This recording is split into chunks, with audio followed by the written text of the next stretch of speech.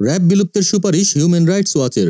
আন্তর্জাতিক মানবাধিকার সংগঠন human rights watch HRW RAB বিলুপ্তিতে গুম সংক্রান্ত তদন্ত কমিশনের সুপারিশ বাস্তবায়নের উদ্যোগ নেওয়ার আহ্বান জানিয়েছে। যুক্তরাষ্ট্র ভিত্তিক মানবাধিকার সংগঠনটি বাংলাদেশের সংস্কার নিয়ে একটি প্রতিবেদন প্রকাশ করেছে। গত সোমবার তাদের ওয়েবসাইটে প্রকাশ করা প্রতিবেদনে দেশের বর্তমান পরিস্থিতি তুলে ধরে সংগঠনটি বলেছে, শেখ হাসিনা সরকারের পতনের পর নিরাপত্তা বাহিনী আবারও আগের মতো গ্রেপ্তার ধরপাকড় শুরু করেছে।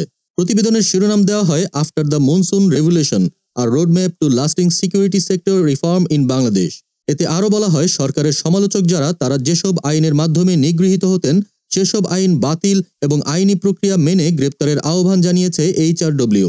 অন্তর্বর্তী সরকারের এ সংস্কার কাজে জাতিসংঘের মানবাধিকার কমিশন এবং সংস্থাটি বিশেষজ্ঞদের সাহায্য নেওয়ার কথাও বলেছে। HRW বলছে ২০ বছর ধরে বাংলাদেশে মানবাধিকার ইস্যুতে কাজ করছে তারা। নতুন করে এসব সুপারিশ করার জন্য তারা মানবাধিকার কর্মী, অন্তর্বর্তী সরকারে কর্মরত সামরিক বাহিনী এবং আইন শৃঙ্খলা রক্ষাকারী বাহিনীর বর্তমান ও সাবেক কর্মকর্তাদের সঙ্গে কথা বলেছে HRW।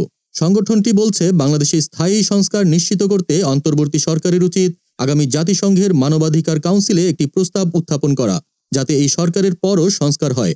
এছাড়া দাতা দেশগুলোর উচিত বাংলাদেশের পুলিশ সহ আইন শৃঙ্খলা রক্ষাকারী বাহিনীর প্রশিক্ষণের ব্যবস্থা করা। তবে এর আগে বাহিনীগুলোর আমূল সংস্কার দরকার। দেশের বর্তমান পরিস্থিতি তুলে ধরে সংগঠনটি বলেছে, শেখ হাসিনাকে ক্ষমতাচ্যুত করার পর নিরাপত্তা বাহিনীর ক্ষমতার অপব্যবহারের একটি প্যাটার্ন দেখা যাচ্ছে। এবার সাংবাদিক সহ আওয়ামী লীগের সমর্থকেরা লক্ষ্যবস্তুতে পরিণত হয়েছেন। পুলিশ আবার নির্বিচারে মানুষকে আটক করছে এবং অজ্ঞাতনামাদের বিরুদ্ধে গণফৌজদারি অভিযোগ করছে। এর মধ্য দিয়ে যে কাউকে গ্রেপ্তারের সুযোগ পাচ্ছে পুলিশ। এর উদাহরণ দিয়ে HRW বলছে, অন্তর্বর্তী সরকারের ক্ষমতা গ্রহণের ২ মাসের মধ্যে ১,০০০-এর বেশি মামলা করেছে পুলিশ।